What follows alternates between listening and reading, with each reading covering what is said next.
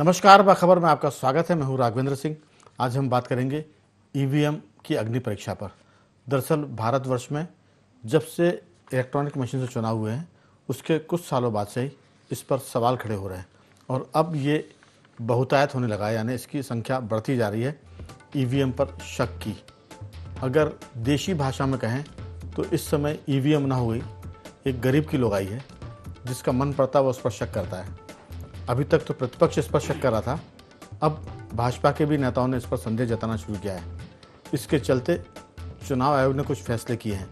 वो ये कि अगर ईवीएम पर आपको संदेह है, उस मशीन की जांच की जाएगी तो प्रति मशीन 47,200 रुपये उन्होंने शुल्क रखा है, ताकि विशेषज्ञ आएंगे और शिकायतकर्ता के सामने ईवीएम की जाँच की जाएगी।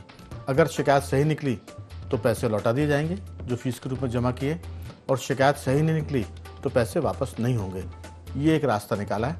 इस पूरी चर्चा में एक बात और मैं कहूँगा कि मध्य प्रदेश में कांग्रेस के पूर्व मुख्यमंत्री दिग्विजय सिंह ने यह भी कहा है कि ईवीएम से तो चुनाव अगर होते हैं तो ज़रूर होते रहें, लेकिन वीवीपैट पर कम से कम ज़रूर एक व्यवस्था होनी चाहिए कि जब वोटर जो है वोट डाले तब वीवीपैट उसको उसके हाथ में दिखा दी जाए कि उसका वोट किस पर पड़ा है, और बाद में उस वीवीपैट पर्ची को उस डलिए में डाल दी जाए जहां वो रखी जाती है।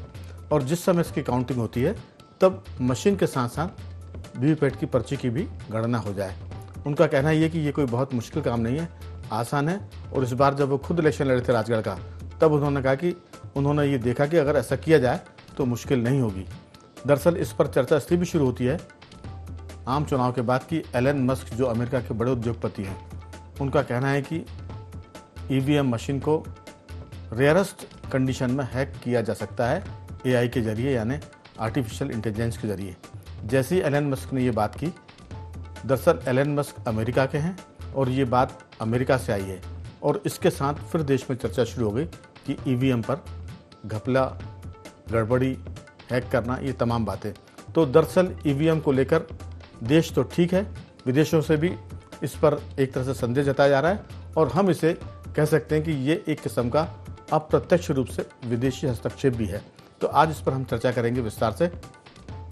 स्टूडियो में मौजूद हमारे साथ इस पर बात करने के लिए सामाजिक सरोकार से जुड़े कमल राठी जी, स्काइप पे हमारे साथ जुड़ेंगे वरिष्ठ पत्रकार सुरेश शर्मा जी, और टेलीफोन लाइन पर हमारे साथ जुड़ेंगे हमारे वरिष्ठ पत्रकार साथी रघुवर दयाल गुहिया जी। आप सभी का बहुत बहुत स्वागत है। चर्चा की शुरुआत सुरेश शर्मा जी आपके साथ। ये जो ईवीएम का भूत कह लीजिए, जिन्न कह लीजिए, मैं तो इसको गरीब की लुगाई कहता हूँ कि जिसका मन आता है वो इस पर शक करता है। अलग बात है कि जब ये शुरू हुई थी तब भाजपा ने भी इस पर शक जताया था।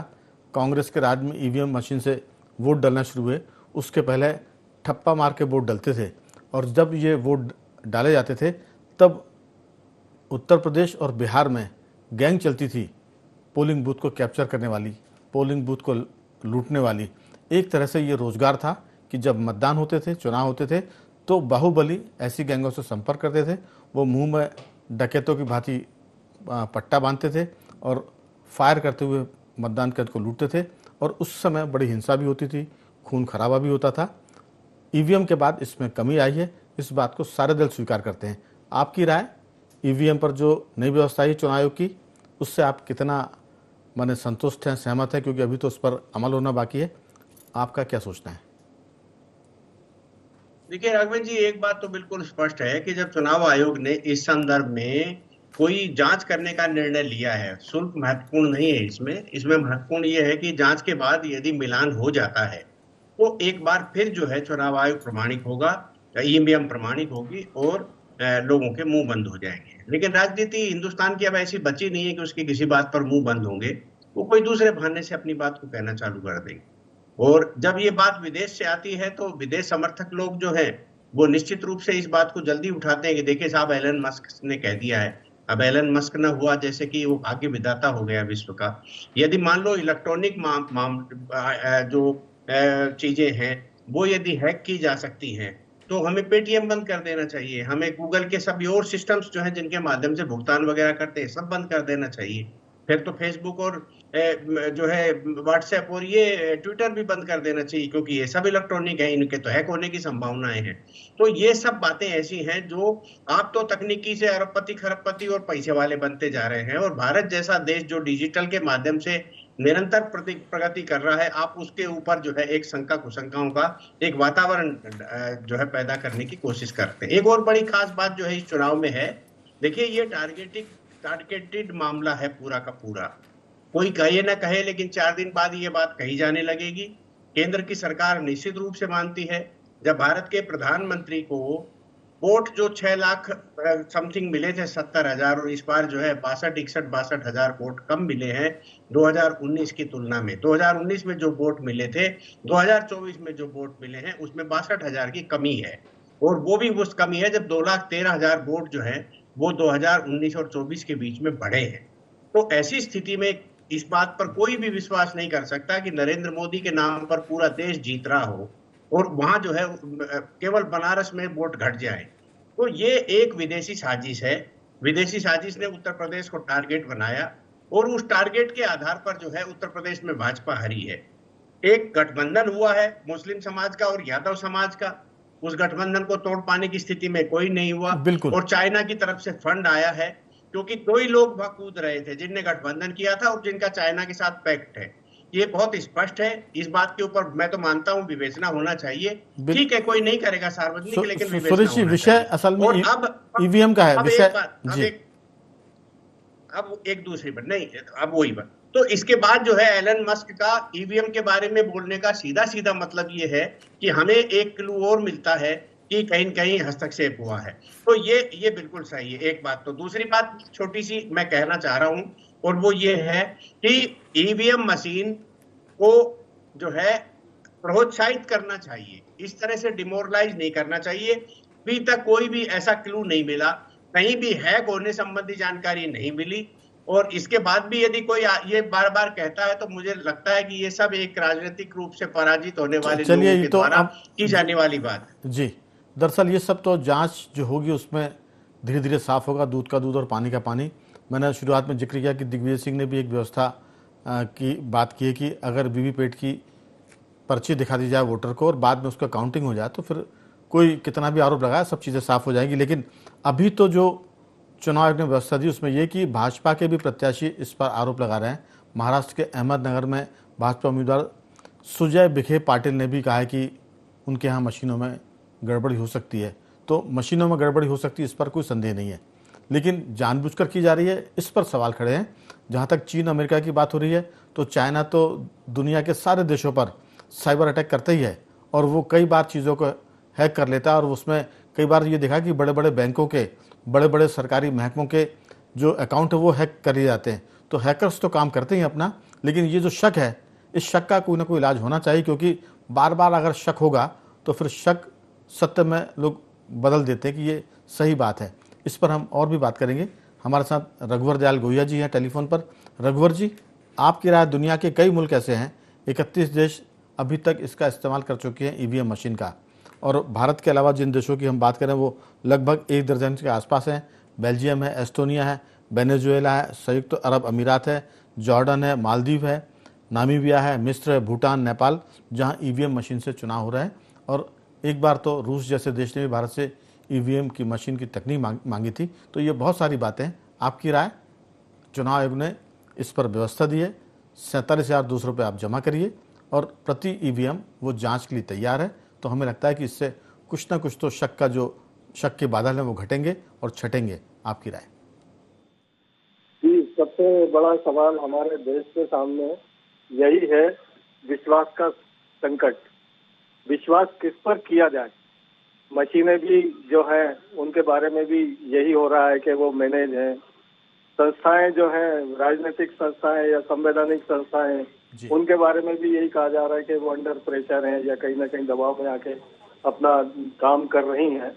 ऐसी स्थिति में ईवीएम को अछूता कैसे माना जा सकता है? और आपने अभी जब जिक्र किया कि भारत समेत भूटान, नेपाल, जॉर्डन, मालदीव, नामीबिया या मिस्र जैसे जो देश हैं, वहाँ ईवीएम मशीन का अभी उपयोग हो रहा है, तो आपको ये जानकर थोड़ा सा वो लगेगा कि वो मुल्क जो है ईवीएम का जो उपयोग कर रहे हैं वो हमारे भारत में बनी हुई मशीनों का ही उपयोग कर रहे हैं। जी।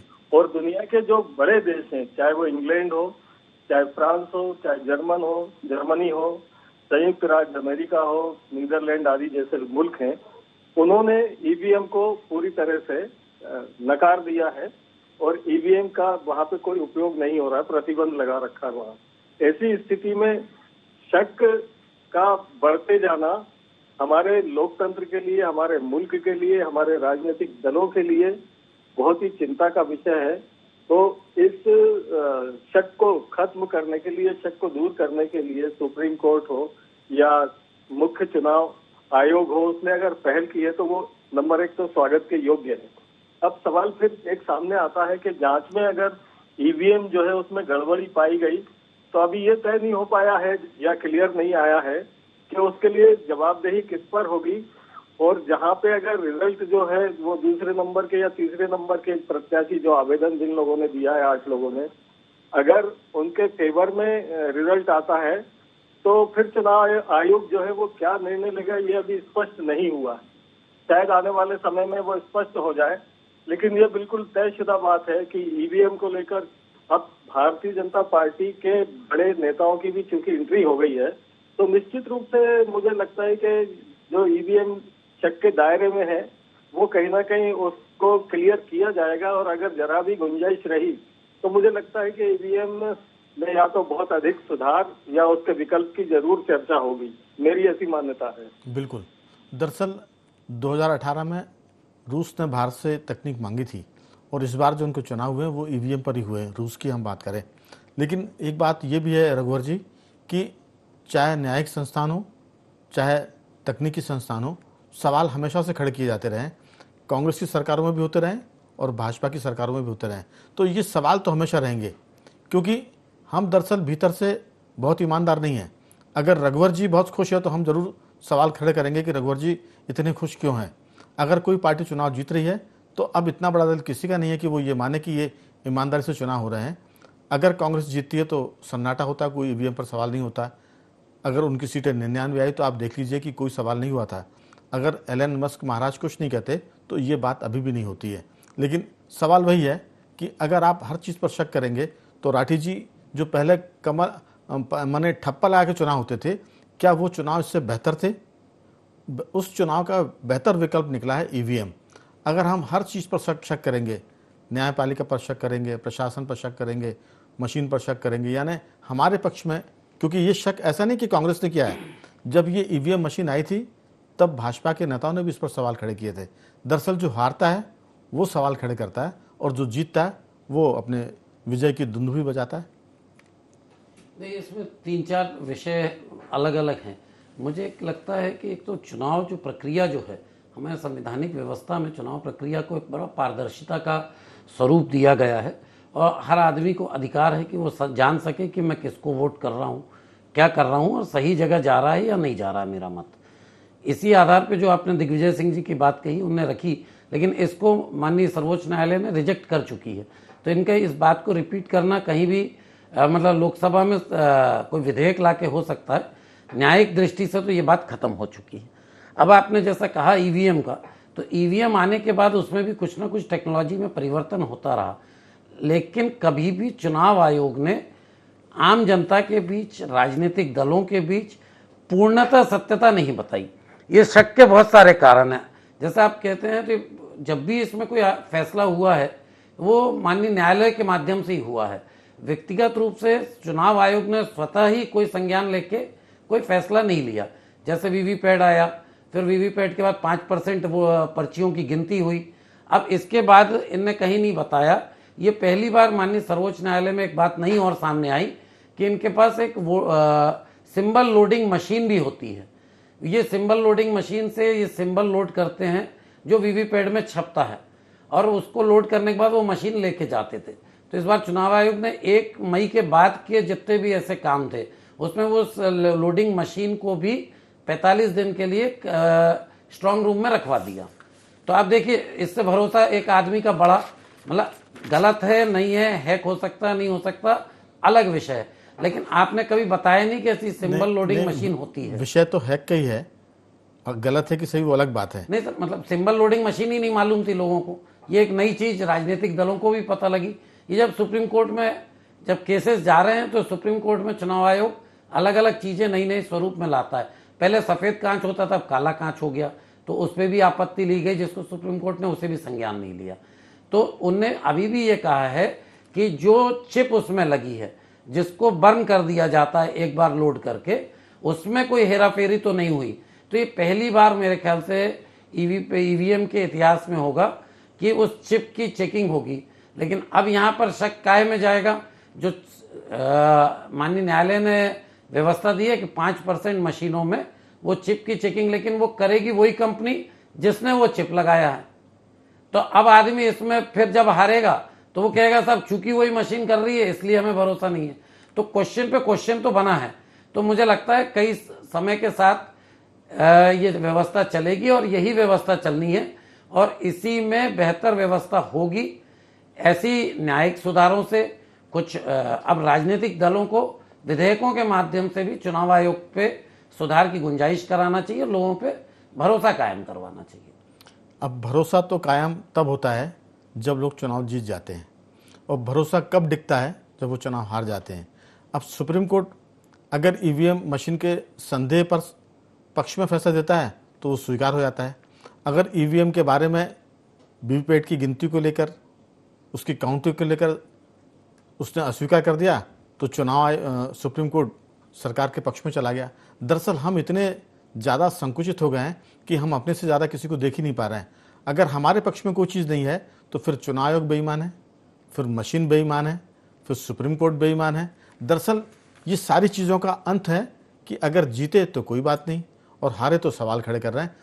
इसका कहीं कोई इलाज मुझे लगता नहीं कि संभव है। और ये तो जब तक आपके भीतर से कोई चीज़ नहीं सुधरेगी। एक बात आपने कही कि वो चिप की बात है कि वो चिप जिसको बर्न कर देते हैं वो उसकी जांच वही करेगी जो लगाती है। चलिए दूसरी कंपनी आ गई तो फिर ये होगा कि साहब दूसरी कंपनी को भी सेट कर लिया गया। तीसरी तो फिर इसका अंत कहीं नहीं है, क्योंकि शक है ना। शक का इलाज तो एक पुरानी कहावत है, हकीम लुकमान के पास भी नहीं था। तो शक का इलाज कभी नहीं हो सकता।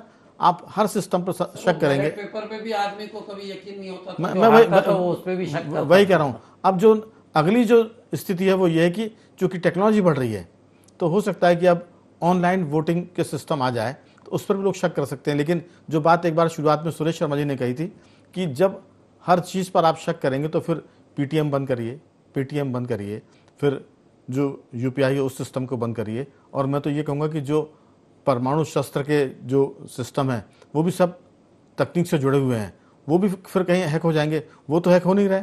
अगर वो हैक होते तो अमेरिका चाइना के परमाणु सिस्टम को हैक कर लेता, रूस किसी और देश के सिस्टम को हैक कर लेता। तो हमें लगता है कि शक का कोई अंत नहीं है। बेहतर है कि शक हो और उसका जवाब मिलता रहे, चाहे कोर्ट के द्वारा हो चाहे आयोग के द्वारा हो। शर्मा जी, आपकी राय? देखिए राघवेंद्र जी, शंका करने का स्वभाव है भारत के नागरिक का, इसलिए उसको शंका करने दीजिए। और जो चुनाव आयोग कर रहा है, सुप्रीम कोर्ट कर रहा है, वो बिल्कुल सही कर रहा है। क्योंकि देखिए राजनेताओं को गज भर की जबान है, जितना चाहे बोल दे, जैसा चाहे बोल दे। इनको कोई रोकने वाला तो है नहीं। ऐसा कोई कानून तो है ही नहीं संविधान में कि नेताओं पे बोलने पर इतनी सीमा है, इतना ये है। वो तो बोलते ही रहते हैं, हर काम में बोलते रहते हैं। जिनके बारे में उनको ABCD नहीं आती उनके बारे में भी बोलते रहते हैं। इसलिए नेताओं के बोलने को कोई बहुत ज्यादा जनता में असर नहीं पड़ता। यदि जनता में असर पड़ता, आप एक बहुत बारीकी से देखिए, हम सब लोग जो यहाँ 4-5 लोग चर्चा कर रहे हैं उसमें सब लोग सीनियर हैं। गोया जी को देख लीजिए, वो भी लंबे समय तक जर्नलिज्म कर रहे हैं। आप और हम सब तो लगे ही हैं। कमल जी समाज के अंदर काम कर रहे हैं। आप ये देखिए कि समाज में किस पार्टी के प्रति माहौल था, कितना नहीं था। सब कह रहे थे कि कांग्रेस के प्रति माहौल अच्छा नहीं है, तो मध्य प्रदेश में एक भी सीट नहीं मिली। लेकिन जिस राज्य में माहौल नहीं था उसके बाद भी बढ़ोतरी हुई, जो नहीं पढ़ पाए लोग बाग भाजपा के प्रति कह रहे थे एक तरफा वातावरण है, डाउन हुई कि नहीं हुई। तो ये चीजें जनता में जो दिख रही हैं, हमें जो समझ में आ रही है, वैसे ही तो परिणाम आए ना। भाई कौन से ऐसे परिणाम आ गए कि एक तरफा दिख गए? भाई लोग तो कह रहे थे भाजपा एक तरफा है, जो सर्वे एजेंसियां थी वो भी सब एक कह रही थी। ईवीएम ने ओरिजिनल नतीजे दिए ना कि नहीं भाई आप जो कह रहे थे वो नहीं है, जनता ने का मत है वो ये है। तो इसलिए कोई ईवीएम में शिकायत नहीं है। एक्चुअल में राजनीति जनता के साथ कनेक्टिविटी वाली रही नहीं। सब अपने व्यापार व्यवसाय की बात करते हैं, सब अपने राजनीतिक दलों के हितों की बात कर रहे हैं। कल्पना करिए, उस जमाने की कल्पना करिए राघवेंद्र जी, हम सब लोग, रघुवर जी भी जो है उस समय अच्छे सक्रिय रूप से जर्नलिस्ट रहे हैं, जब अटल जी हुआ करते थे, जब चंद्रशेखर हुआ करते थे, नेहरू जी के बाद के और चंद्रशेखर अटल जी के दौर के बीच की आप राजनीति को देखिए, शंकाएं थी ही नहीं, बौद्धिक चर्चा करते थे। आज आपको राजनीति में एक भी व्यक्ति ऐसा दिखाई देता है जो बौद्धिक चर्चा करता है? इनको बकवास के अलावा कुछ करना आता ही नहीं है। आप किसी भी नेता के बारे में देख लीजिए। तो इसलिए लगभग ये स्थिति बन गई है कि आप विवाद पैदा करो, आशंकाएं पैदा करो, अस्थिरता पैदा करो, एक दूसरे के प्रति आलोचना प्रत्यालोचना करो, नीचे से नीचे शब्दों का इस्तेमाल करो। तो इस प्रकार की देश की राजनीति के भविष्य के बारे में यही होगा कि कोई जी। ईवीएम की आलोचना करेगा, कोई सुप्रीम कोर्ट की आलोचना करेगा। ये तो करेगा ही, क्योंकि बौद्धिक लोग, पढ़े लिखे लोग वो सब नहीं हैं। आप लोहिया जी के समाजवाद को देखिए और अखिलेश के समाजवाद को देखिए, आप अटल बिहारी वाजपेयी, दीनदयाल उपाध्याय जी की राजनीति को देखिए, मोदी जी की राजनीति को देखिए, आप नेहरू जी की और इंदिरा जी की राजनीति को देखिए, राहुल गांधी की राजनीति को देखिए, तो आपको ये स्तर समझ में आ जाएगा कि किस प्रकार का भविष्य हमारा बौद्धिक राजनीति का है। पुराने लोगों से कितने प्रतिशत की गिरावट आ गई है। इसलिए ये सब आलोचनाएं प्रति आलोचनाएं होंगी। जनता के बीच जाकर वोट कबाड़ने की बजाय ईवीएम, वोट डालना, ठप्पा मारना, ये करना, ये जी। चलेगा राघवेंद्र जी। इसलिए चलिए। ये बहुत ऐसा विषय है जिस विषय पर हमको न्यायालय पर निर्भर रहना पड़ रहा है या चुनाव आयोग पर निर्भर रहना पड़ रहा है। जनता पर निर्भर रहने की बिल्कुल। मानसिकता खत्म हो गई। एक नई परंपरा है, जो परंपरा तो पुरानी लेकिन अब वो ज़्यादा बढ़ रही है। रघुवर जी, अगर हमारे पक्ष में फैसला आए तो स्वागत, और हमारे खिलाफ फैसला आए तो आलोचना। और ये हम कह दें कि कोर्ट भी सरकार की तरफ चला गया है, और सरकार के खिलाफ फैसला आए तो सत्ता पक्ष बोलता है कि ये विपक्ष के साथ कोर्ट चला गया। सब जगह दुविधाएं पैदा हो गई है। मैं अपनी बातचीत सोचा था कि सबसे आखिरी में कहूँगा, लेकिन बीच में मैं इसको ऐड करना चाह रहा हूँ। जैसे शर्मा जी ने कहा कि सब कह रहे हैं उटपटांग बातें जिसका कोई सिर पैर नहीं है। असल में एलन मस्क अगर अभी ना कहते कि रेयरेस्ट केस में एआई के जरिए मशीन हैक हो सकती है, तो अभी ये बवाल खड़े नहीं होते। एक कहावत है कि शंख और मूर्ख दूसरों के फूंकने से बचते हैं। अगर किसी ने कह दिया तो हम बजना शुरू। हमारा अपना विवेक और बुद्धि का इस्तेमाल होना चाहिए। अगर हम शंकी की तरह बजेंगे तो फिर जनता में, चाहे वो किसी पार्टी के लोग हो, उसकी एक तो प्रतिष्ठा कम होगी और उसकी आलोचना भी होगी, और उसे गंभीरता से भी लोग नहीं लेंगे, चाहे वो राजनीतिक दल हो, चाहे वो मीडिया हो या कोई और हो। आपकी छोटी सी राय। आदरणीय शर्मा जी ने बिल्कुल सही बात करी है। जब भी कोई बाहरी मुल्क का कोई बड़ा व्यक्ति हमारे देश के संदर्भ में कोई बात करता है तो उसका असर पड़ता है। इसके सीधे सीधे मायने ये है कि हमारे लौह पुरुष कहलाने वाले बड़े बड़े नेता भी जो हैं वो कहीं ना कहीं विदेशी जो बड़ी सेलिब्रिटीज हैं या बड़े हस्तियां या बड़े राजनयिक हैं उनके दबाव में आ जाते होंगे। लेकिन हम एलन मस्क के पहले कांग्रेस, भाजपा और अन्य दलों ने भी, आप जैसा कि आपने भी कहा, ईवीएम का पुरजोर विरोध किया है। लेकिन अभी तक क्या हुआ कि इसके पहले तक 2 बार भारतीय जनता पार्टी भारी बहुमत से लोकसभा में जीती, विधानसभाओं में जीती, तो उन्होंने अपनी मनमानी करते हुए उस पर कोई ध्यान नहीं दिया। जब आज की तारीख में असल में रघुवर जी, मनमानी तो अपनी जगह है, लेकिन हारने पर सवाल खड़े किए थे। 99 सीट आई तो किसी ने कुछ नहीं कहा था। हम इसी पर तो बात कर रहे हैं कि जो हारता है वो सवाल खड़े करता है, और 99 आई तो सब चुप थे। एलन मस्क साहब ने कहा 10 दिन बाद, तो फिर लोगों ने बोलना शुरू कर दिया। हम इसी पर है कि चाहे मीडिया हो, चाहे पॉलिटिकल पार्टी हो, चाहे सोशल उसकी बात करें, हम शंख हमको नहीं होना चाहिए। जी, शंख नहीं होना चाहिए। और 240 लोकसभा सीटें आने के बाद भाजपा के ही सांसद प्रत्याशियों ने जब चीफ इलेक्शन कमीशन को शिकायतें की सुप्रीम कोर्ट के हस्तक्षेप के बाद, तो इसका सीधा सीधा अर्थ यह है कि भारतीय जनता पार्टी में भी कहीं ना कहीं ईवीएम को लेकर कुछ ना कुछ तो संशय की स्थिति है। ना रघुवर जी जो हार रहा है वो सवाल खड़े कर रहा है। भाजपा के भीतर भी उन्होंने कहा है जो हारे हैं चुनाव। मैं यही तो कह रहा हूँ कि हारते हैं तो सवाल खड़े करते हैं, जीतने पर कोई सवाल खड़े नहीं करता, बशर्ते कि एलन मस्क ना बोलते होते बीच में भी। नहीं, बात बिल्कुल सही है, लेकिन जब लगातार किसी मामले को लेके शक और शुबह जो है लगातार किए जा रहे हैं, तो उस पर ध्यान देना भी बहुत जरूरी है और ये काम सरकारों का है। ध्यान उसी की तो बात कर रहे हैं कि आप एक बात पर ध्यान देंगे, कमल जी ने कहा, फिर दूसरी बात आ जाएगी, फिर तीसरी बात आएगी, अब वो चिप की बात आ गई कि जिसको एक बार लगाने के बाद बंद कर देते हैं, उनका इसकी भी जांच करेंगे, तो इसकी जांच वही कंपनी करेगी जो लगाती है, उनका दूसरी कंपनी से कराना चाहिए। अब दूसरी कंपनी जांच करेगी तो फिर कहेंगे कि इसको भी सेट कर लिया, तो अंत नहीं है कहीं। जब तक, मैं वही तो कह रहा हूँ आपसे, हारे तो सवाल है, जीते तो कोई सवाल नहीं है। अंतिम टिप्पणी राठी जी आपकी। जैसा आपने कहा, मुझे लगता नहीं कि एलन मस्क साहब के कहने के बाद तो सिर्फ मार्केट में चर्चा हुई या मीडिया में चर्चा हुई, क्योंकि उसमें एक समय सीमा थी। आपको क्यों नहीं लगता है? नहीं, इसलिए नहीं लगता, उसके पहले सन्नाटा था। नहीं, जो आपत्ति लेने का समय सीमा थी वो 7 दिन की थी, तो वो तो 7 दिन निकलने के बाद ही एलन मस्क साहब ने कहा है। तो जिनने आपत्ति ली है, 8-10 लोग जो भी हैं, तो उनने वो 7 दिन में ही ली होगी, उसके बाद लेंगे तो चुनाव आयोग नहीं सुनेगा। जो आपत्ति हुई है वो तो खामोशी से हो गई थी, लेकिन जो शंकी की तरह बजना लोग शुरू हुए, वो एलन मस्क के बाद बजना शुरू हुए, वो उसके बाद चर्चा का विषय बन गया। उसी को तो मैं कह रहा हूँ, और नहीं तो वो शायद रिजल्ट आता उस दिन चर्चा बनती या नहीं। मैं वही कह रहा हूँ कि वो चर्चा का विषय बनने का मतलब ये कि शंकी की तरह हम बजने लगे और लोग फूंकने लगे। इसी पर मैं बात कर रहा हूँ कि ये किसी एक व्यक्ति की बात नहीं कर रहा, हम सबकी बात कर रहे हैं। शंक का मतलब कोई बाकी लोग अकलमंद नहीं, दूसरी पार्टियों में सब जगह ऐसी लोगों की तादाद बनी हुई है। चालू तो भारतीय जनता पार्टी से ही हुआ, उसके बाद कांग्रेस ने भी उस चीज को पकड़ा है।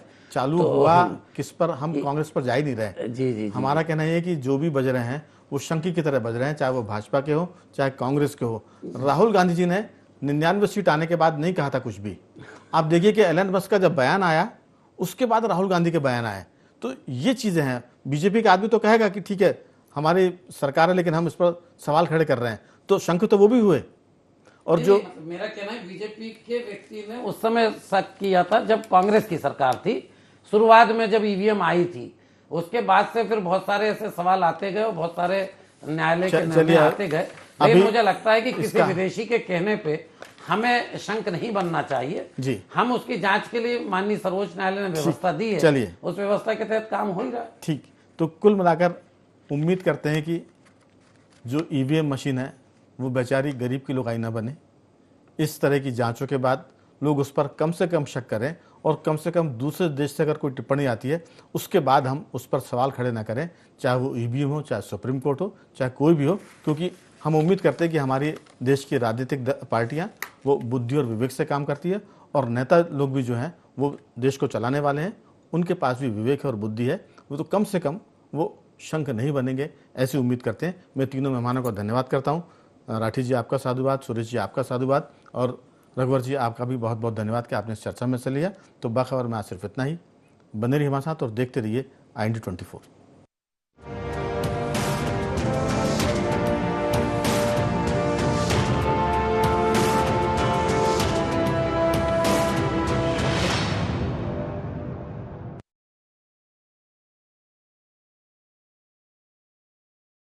पत्रकारिता पर आधुनिकता का असर, समाज, समस्याएं, सरकार और मानवाधिकार की हर खबर, देश के भविष्य और प्रगति में बदलते आयाम के जरिए मीडिया की मास्टर क्लास का महाकार्यक्रम state press club Madhya Pradesh की ओर से 21, 22 और 23 जून को इंदौर के जाल सभागृह में भारतीय पत्रकारिता महोत्सव का अभिनव आयोजन। अंधेरे के बीच सवेरे की आस, दम तोड़ती उम्मीद, जो चाहे विश्वास, सपनों की आस में पथराती आंखें, आपकी घुटन को मिलेगी हमारी आवाज।